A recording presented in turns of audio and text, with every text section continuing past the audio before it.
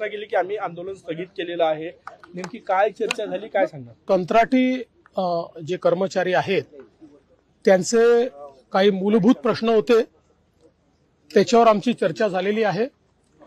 त्यातले त्यांचे काही प्रश्न जे आहेत ते अत्यंत जेन्युइन आहेत की जे निश्चितपणे सोडवले गेले पाहिजेत. ज्याच्यामध्ये विशेषतः इतके वर्ष ते काम करतायत, पण त्यांना जेव्हा नियमित भरती निघते त्यावेळी त्यांना अप्लाय करता येत नाही, कारण वयाची अट त्यांच्याकरता शिथिल झालेली नाही. त्यानंतर त्यांना त्या ठिकाणी काही ॲडिशनल मार्क दिले तर त्यांना या स्पर्धेमध्ये टिकता येईल, त्यामुळे त्या संदर्भातले काही विषय आहेत. या व्यतिरिक्त काही त्यांच्या फायनान्शियल डिमांड्स देखील त्या ठिकाणी आहेत.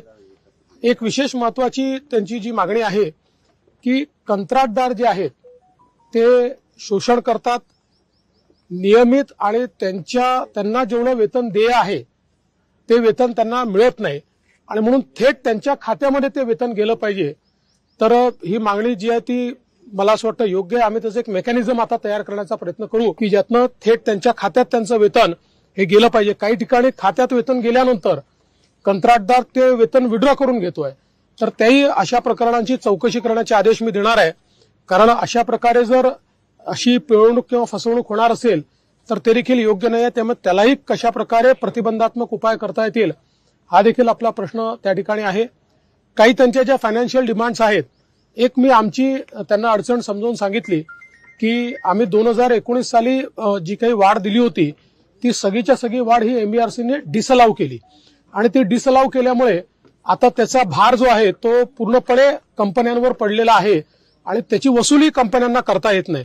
त्यामुळे आता या संदर्भात कुठलेही निर्णय घेताना ते विचारपूर्वक घ्यावे लागतील, MERCच्या फ्रेमवर्कमध्ये घ्यावे लागतील आणि म्हणून लवकरच तिन्ही जे आमचे कंपन्या आहेत त्यांच्या MD सोबत एक बैठक ही जी काही संयुक्त कृती समिती आहे त्या समितीची आम्ही त्या ठिकाणी करणार आहोत आणि त्या बैठकीमध्ये याच्यावर सविस्तर चर्चा हे ते लोक करतील आणि त्यात मग प्रत्येक गोष्टीत काय काय मार्ग आपल्याला काढता येईल तो मार्ग आपण काढणार आहोत. 2 गोष्टी यात मला महत्वाच्या सांगायच्या आहेत. एक की कंत्राटी कामगार जे आहेत यांच्याबद्दल शासनाचा अप्रोच हा संवेदनशीलतेचा असणार आहे, कारण शेवटी ही आपलीच मुलं आहेत आणि त्यांना देखील बऱ्याच हार्डशिपला पुढे जावं लागतं. त्यामुळे त्यांचे काही इन्शुरन्सचे विषय आहेत, काही त्यांचे मेडिक्लेमचे विषय आहेत.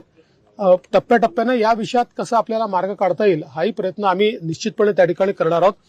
त्याचवेळी मी एक गोष्ट मात्र निक्षून सांगितलेली आहे की इनडिसिप्लिन, अनुशासनहीनता ही कुठल्याही परिस्थितीत सहन केली जाणार नाही.